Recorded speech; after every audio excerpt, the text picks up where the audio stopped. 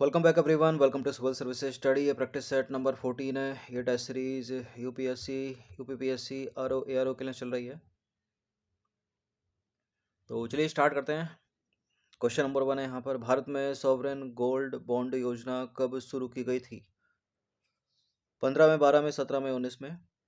भारत में sovereign gold bond योजना शुरू की गई थी वर्ष 2015 में। ऑप्शन नंबर ए है इसका आंसर। ठीक है, सॉवरेन गोल्ड बॉन्ड योजना, इसे नवंबर 2015 में भारत सरकार के द्वारा स्वर्ण मुद्रीकरण योजना के तहत लॉन्च किया गया था, जिसका उद्देश्य भौतिक सोने की मांग को कम करना और सोने की खरीद हेतु उपयोग की जाने वाली घरेलू बचत के एक हिस्से को वित्तीय बचत में स्थानांतरित करना था। तो विकल्प ए करेक्ट हो जाएगा। इन सभी टेस्ट का फुल टेस्ट सीरीज परचेज कर सकते हैं। ठीक है, 149 में ये नंबर है, इस पर कॉल या व्हाट्सअप करके। क्वेश्चन नंबर 2 पर आ जाइए। राष्ट्रीय कृषि और ग्रामीण विकास बैंक नाबार्ड की स्थापना निम्नलिखित में से किस पंचवर्षीय योजना के तहत की गई थी? कई बार प्रश्न बने हैं नाबार्ड पर एग्जाम्स में। छठी पंचवर्षीय योजना, ऑप्शन नंबर ए है इसका आंसर। छठी पंचवर्षीय योजना 1980 से 1985। छठी पंचवर्षीय योजना ने मूल्य नियंत्रण को समाप्त करके आर्थिक उदारीकरण की शुरुआत को रेखांकित किया। यह नेहरूवादी समाजवाद के अंत के रूप में देखा गया। ठीक है, इस योजना को नेहरूवादी समाजवाद के अंत के रूप में देखा गया। जनसंख्या नियंत्रण के लिए परिवार नियोजन की शुरुआत की गई छठी पंचवर्षीय योजना में। तो ये नाम याद रखिएगा। शिवरामन समिति की सिफारिश पर राष्ट्रीय कृषि एवं ग्रामीण विकास बैंक यानी नाबार्ड की स्थापना की गई थी। छठी पंचवर्षीय योजना की लक्ष्य वृद्धि 5.2% थी और वास्तविक विकास दर 5.7% थी। अतः यह एक सफल पंचवर्षीय योजना थी। एक प्रश्न बड़ा पूछते हैं एग्जाम में, गरीबी हटाओ किस पंचवर्षीय योजना के दौरान? पांचवी पंचवर्षीय योजना के दौरान। प्रधानमंत्री किसान सम्मान निधि के संदर्भ में निम्नलिखित कथनों पर विचार करेंगे। दो कथन है यहाँ पर, कौन सा इसमें सही होगा? प्रधानमंत्री किसान सम्मान निधि केंद्र प्रायोजित योजना है। इस योजना के तहत सभी किसानों को न्यूनतम आय सहायता के रूप में हर साल 6,000 रुपये प्रदान किए जाते हैं। केंद्र प्रायोजित योजना है, करेक्ट है। पहला 6,000 रुपये भी ठीक है, दोनों के दोनों सही है। सी है इसका आंसर। ठीक है, प्रधानमंत्री किसान सम्मान निधि, इसे वर्ष 2018 में लॉन्च किया गया था। यह एक भारत सरकार की केंद्र प्रायोजित योजना है। इस योजना के तहत शुरुआत में 2 हेक्टेयर से कम भूमि वाले छोटे और सीमांत किसानों को ही पात्र माना जाता था, लेकिन बाद में इसे बढ़ाकर सभी किसानों के लिए लागू कर दिया गया। इस योजना के तहत सभी किसानों को न्यूनतम आय सहायता के रूप में प्रतिवर्ष 6,000 रुपये प्रदान किए जाते हैं। दोनों के दोनों करेक्ट हैं।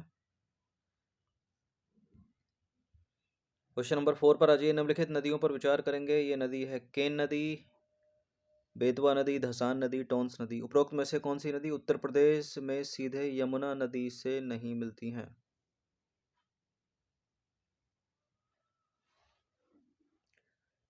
यानी यमुना नदी की ट्रिब्यूटरी नहीं है वो।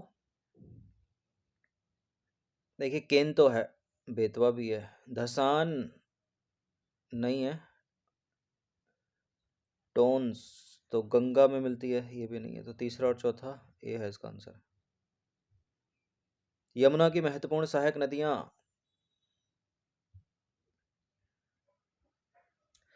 अच्छा प्रश्न था उत्तर प्रदेश में कौन सी। ठीक है, तो आंसर तो ठीक है वही अपना।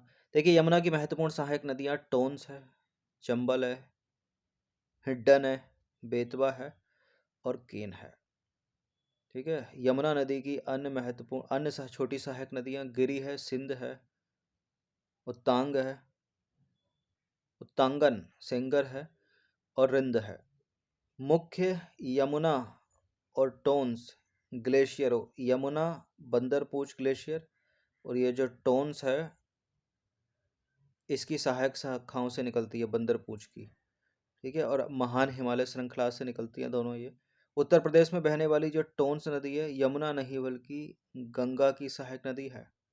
धसान नदी बेतवा नदी के दाहिने किनारे की सहायक नदी है और सीधे यमुना में नहीं मिलती है।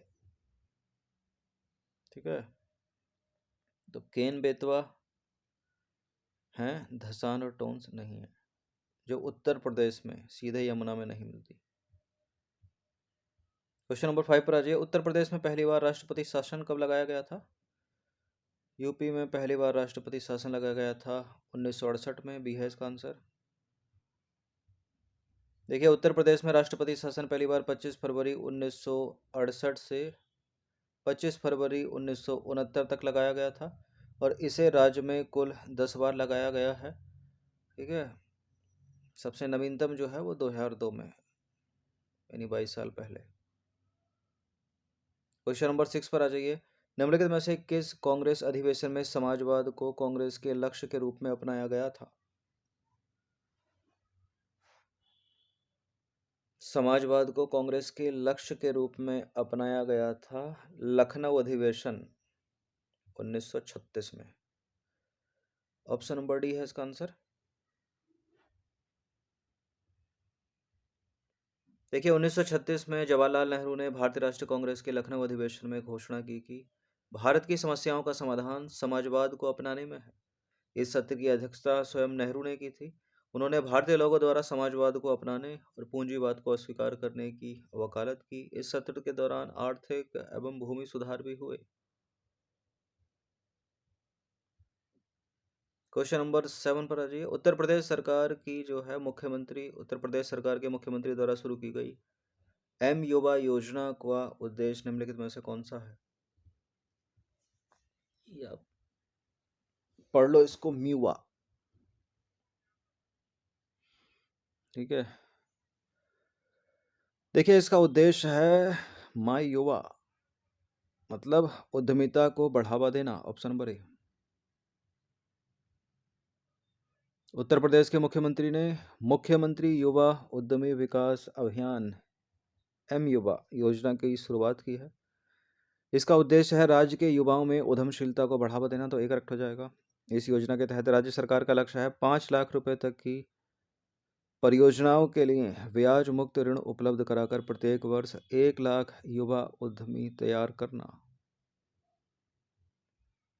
तो यूपी सरकार ने इस पहल को समर्थन देने के लिए वित्त वर्ष 2024-25 के बजट में 1,000 करोड़ रुपए आवंटित किए हैं। विश्वकर्मा श्रम सम्मान योजना के संदर्भ में निम्नलिखित में से कौन सा कथन सही है? इसे पारंपरिक कारीगरों और शिल्पकारों के उत्थान के लिए बनाया गया है। यह पूर्ण रूप से भारत सरकार द्वारा वित्त पोषित है। विश्वकर्मा श्रम सम्मान योजना, ये करेक्ट है दोनों के दोनों कथन। सी है इसका आंसर।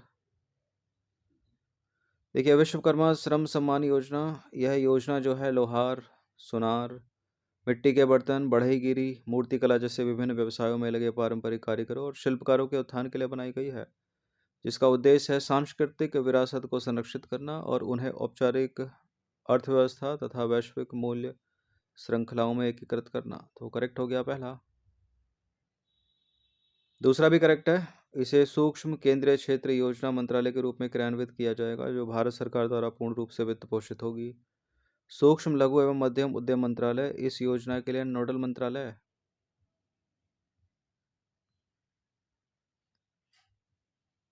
क्वेश्चन नंबर 9, विश्व वन्यजीव दिवस के संदर्भ में निम्नलिखित कथनों में से कौन सा कथन सही है? यह दिवस वर्ष 2017 से प्रत्येक वर्ष 3 मार्च को मनाया जाता है।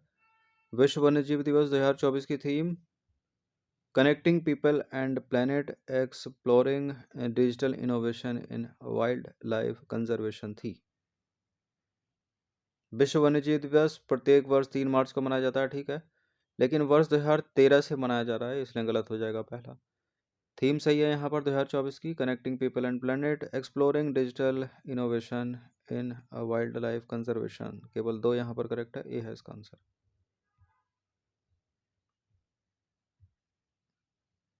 तो विश्व वन्यजीव दिवस वर्ष 2013 से प्रत्येक वर्ष 3 मार्च को मनाया जाता है। यह दिन वन्यजीव और वनस्पति की लुप्तप्राय होती है, यानी इंडेंजर्ड प्रजातियों के अंतर्राष्ट्रीय व्यापार पर अभिसमय यानी साइट्स के दिन से मेल खाता है, जिस पर वर्ष 1973 में हस्ताक्षर किए गए थे। विश्व वन्यजीव दिवस वर्ष 2024 की थीम, क्योंकि 25 का तो हुआ नहीं है, मार्च भी आया नहीं है, connecting people and planet exploring digital innovation in wild life conservation, और इस थीम ने वन्य जीव संरक्षण प्रयासों में डिजिटल नवाचार की भूमिका पर जोर दिया है। क्वेश्चन नंबर 10, ओखला पक्षी अभयारण्य उत्तर प्रदेश के निम्नलिखित में से किस जिले में स्थित है? महाराजगंज, महोबा, अंबेडकर नगर, गौतम बुद्ध नगर।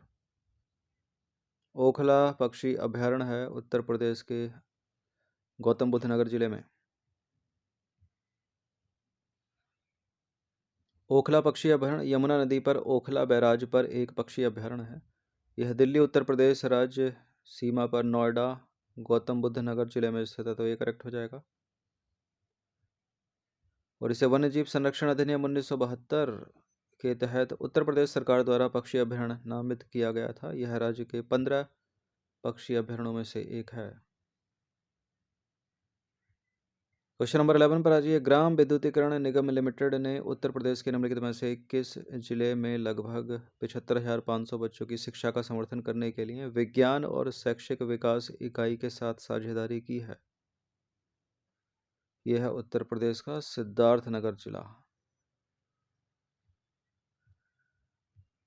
देखिए, विद्युत मंत्रालय के तहत एक महारत्न केंद्रीय सार्वजनिक क्षेत्र उद्यम ग्रामीण विद्युतीकरण निगम लिमिटेड ने उत्तर प्रदेश के सिद्धार्थनगर जिले में लगभग 75,500 बच्चों की शिक्षा का समर्थन करने के लिए विज्ञान और शैक्षिक विकास इकाई के साथ साझेदारी किया, तो सी करेक्ट हो जाएगा।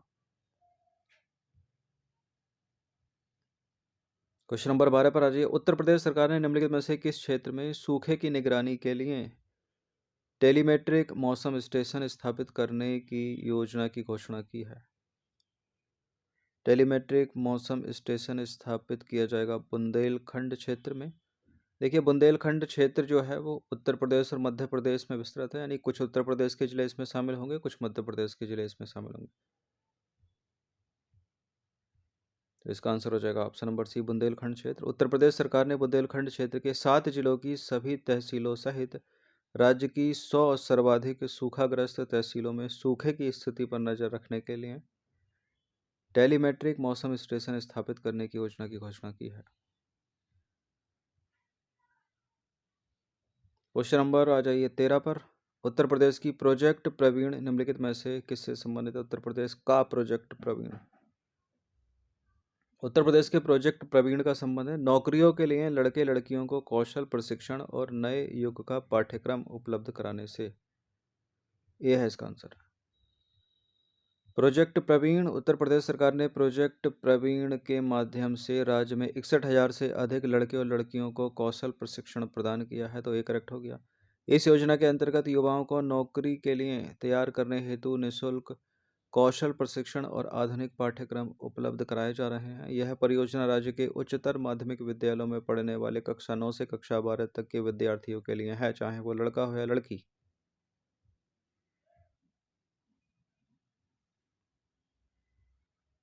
क्वेश्चन नंबर 14 पर आ जाइए। प्रधानमंत्री ग्राम सड़क योजना के संदर्भ में निम्नलिखित में से कौन सा कथन सही है? इसे वर्ष 2000 में लॉन्च किया गया था। इसका उद्देश्य देश में केवल राष्ट्रीय राजमार्गों और एक्सप्रेसवे का विकास करना है। प्रधानमंत्री ग्राम सड़क योजना काफ़ी पुरानी योजना है, 24 साल की हो गई है, तो वर्ष 2000 में लॉन्च की गई थी। ठीक है, ये केवल वाले जो स्टेटमेंट होते हैं वो गलत ही हो जाते हैं अधिकतर, तो दूसरा वाला गलत है, केवल पहला वाला ही सही है यहाँ पर। प्रधानमंत्री ग्राम सड़क योजना 25 दिसंबर सन 2000 को लॉन्च की गई थी, तो पहला वाला सही है। इसका उद्देश्य असंबद्ध बस्तियों को प्रत्येक मौसम में, ठीक है, असंबद्ध बस्तियों को प्रत्येक मौसम में सड़क के माध्यम से संपर्क प्रदान करना है, यानी ऑल वेदर कनेक्टिविटी देनी है असंबद्ध बस्तियों को सड़क के माध्यम से, सर्दी हो या गर्मी हो या बरसात हो, बर्फ पड़ी हो। 15 प्रश्न एडेड हैं इस टेस्ट में, 15वां प्रश्न है ये। निम्नलिखित में से कौन सा जिला बुंदेलखंड क्षेत्र में नहीं है?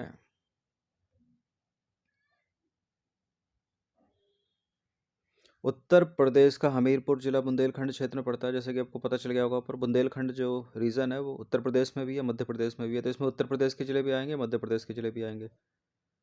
बांदा है, चित्रकूट है, आजमगढ़ नहीं है। आजमगढ़ इसका आंसर डी है इसका आंसर।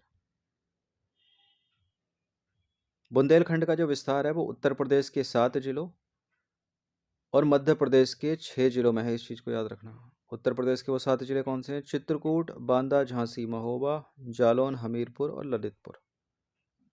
ठीक है। मध्य प्रदेश के 6 जिले वो कौन से हैं? छतरपुर, टीकमगढ़, दमोह, सागर, दतिया और पन्ना। इनमें विस्तारित है बुंदेलखंड क्षेत्र। आजमगढ़ पूर्वांचल क्षेत्र में स्थित है, न कि बुंदेलखंड में, तो डी हो जाएगा इसका आंसर। वो 15 प्रश्न थे, इनकी प्रैक्टिस कर लीजिएगा। ठीक है। फुल टेस्ट सीरीज से आप जुड़ सकते हैं 149 की पूरे साल के लिए। इतने कम इसलिए हैं ताकि सभी लोग इसे अफोर्ड कर सकें।